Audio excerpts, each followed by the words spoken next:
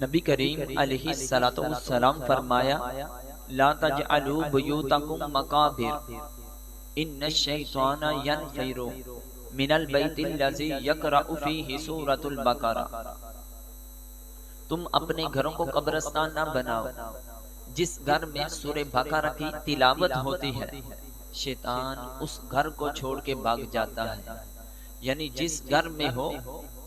تلاوت قرآن کی آواز، جس گھر میں ہو تلاوت قرآن کی آواز، برکت برسے، ہو رحمت الہی کا آغاز، شیطان بھاگے نہ آئے کبھی، شیطان بھاگے نہ آئے کبھی، یہی ہے سکون کا اصل راز۔ قرآن کی تلاوت ہے دلوں کی دوا، پڑھنے سے مٹتا ہے ہر دکھ ہر بلا، گھر کو تلاوت عبادت سے زندہ رکھو، گھروں کو تلاوت و عبادت سے زندہ رکھو، یہی ہے بندگی کا سب سے بڑا صلہ، کیونکہ سورہ بقرہ کی ہے بڑی شان، شیطان بھاگے چھوڑ کے میدان، سورہ بقرہ کی ہے بڑی شان، شیطان بھاگے چھوڑ کے میدان، پڑھو دل سے کلام الہی، پڑھو دل سے کلام الہی، پھر ہو ہر طرف سے رحمت الہی کا اعلان۔ اپنے گھروں کو قبرستان نہ بناؤ، اس بات کو سمجھنے کے لیے ایک مثال کا سہارا لیتے ہیں کہ دیکھیں ایک باغ ہے، اس کو مسلسل پانی نہیں دیا جاتا، نہ بارش کا پانی مل رہا ہے نہ کوئی اس کو پانی دے رہا ہے۔ جب مسلسل اس کو پانی نہیں ملے گا، اس باغ سے سر سبز و شاداب چیزیں ختم ہو جائیں گی، وہ باغ ویران ہو جائے گا۔ جس طرح ایک باغ کو پانی نہ دیا جائے، مسلسل پانی نہ ملنے کی وجہ سے باغ ویران ہو جاتا ہے، اسی طرح جس گھر میں مسلسل تلاوت قرآن نہ ہو، تلاوت قرآن سے گھر خالی ہو جائے، وہ گھر بھی روحانی طور پر ویران ہو جاتے ہیں۔ کیوں ویران ہوتے ہیں؟ کیونکہ جب قرآن کی تلاوت ہوتی ہے تو اللہ کی رحمتوں کا نزول ہوتا ہے، تو جب قرآن کی تلاوت رہی نہیں، اللہ کی طرف سے برکتیں نہیں اتر رہی، تو گویا کہ وہ گھر روحانی طور پر ویران ہو جاتا ہے۔ جس طرح قبرستان ویران ہوتے ہیں، قبرستانوں کے اندر ہمیں قرآن کی تلاوت کی آواز سنائی نہیں دیتی، ذکر الہی، ذکر رسول کی، درود و سلام کی آواز سنائی نہیں دیتی ہے، کوئی ہمیں نماز پڑھتا ہوا، کوئی نوافل پڑھتا ہوا ادھر ہمیں دکھائی نہیں دیتا ہے۔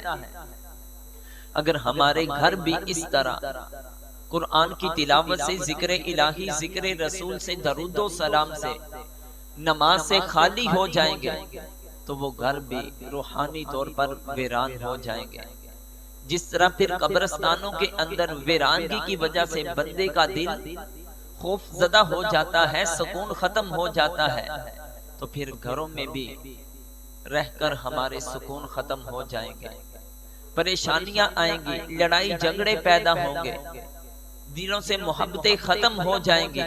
زندگی کا سکون اٹھ جائے گا۔ اسی لیے فرمایا کہ گھروں میں قرآن کی تلاوت کرو۔ اب گھروں میں قرآن کی تلاوت کرنے سے ہوتا کیا ہے، مثال سے سمجھے۔ جیسے ایک خوشبودار پھول، اس کی مہک جو ہے وہ گھر کو معطر بنا دیتی ہے، یا انسان عطر لگائے یا گھر میں روم سپرے کرے، وہ گھر کے ماحول کو خوشبودار بنا دیتی ہے۔ اسی طرح قرآن کی تلاوت جب ہوتی ہے، اللہ کی رحمتیں برستی ہیں،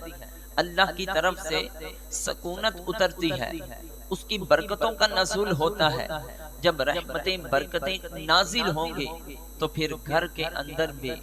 وہ برکت اور سکون آ جائے گا، وہ ویرانگی ختم ہو جائے گی، پھر گھر کے اندر بہاریں آ جائیں گی۔ جب بہار آتی ہے تو گھروں میں سکون ہوتا ہے،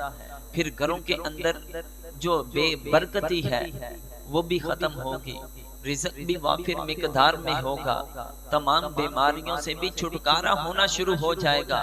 پھر بالخصوص قرآن کی ایک سورت کی طرف متوجہ کیا گیا کہ جس طرح روشنی اندھیروں کو دور کر دیتی ہے، جہاں جہاں روشنی آتی ہے وہ اندھیروں کو دور کرتی جاتی ہے، اسی طرح جس جس جگہ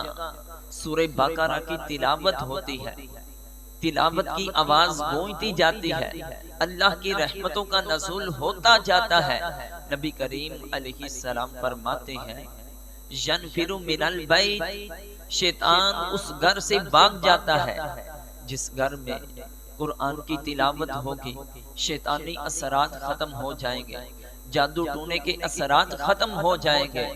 کتنے دن انسان اپنے گھر میں سورہ بقرہ کی تلاوت کرے کہ جس کی وجہ سے گھروں سے شیطانی جنات ٹونے وغیرہ ختم ہو جائے۔ حدیث کے اندر واضح طور پر، حدیث پاک میں واضح طور پر اس کی مقدار، اس کی تعداد تو موجود نہیں، لیکن علماء عاملین یہ بتاتے ہیں جس گھر میں 7 دن مسلسل سورہ بقرہ بلند آواز سے پڑھی جائے، بعض 3 دن بھی فرماتے ہیں، بعض 40 دن بھی فرماتے ہیں، یہ سورہ بقرہ مسلسل بلند آواز سے پڑھی جائے، اچھے تلفظ سے پڑھی جائے، اس گھر سے جنات، جادو ٹونے کے اثرات ختم ہو جاتے ہیں۔ تو اس حدیث کا نتیجہ کیا نکلا کہ اپنے گھروں میں قرآن کی تلاوت کا معمول بنائیں، ذکر الہی، ذکر رسول اپنے گھروں میں کریں، درود و سلام پڑھیں، تسبیحات کریں، عورتیں پنجگانہ نماز گھروں میں ادا کریں، مرد بھی نوافل نماز پڑھنے کا گھر میں معمول بنائے، تو یقیناً ہماری ہر طرح کی پریشانیاں دور ہو جائیں گی، کیونکہ کلام الہی ہے راحت کا چراغ، پڑھنے سے روشن ہو دلوں کا باغ، گھروں کو مقابر نہ رہنے دو خالی، قرآن پڑھو یہ ہے سکون کا سراغ۔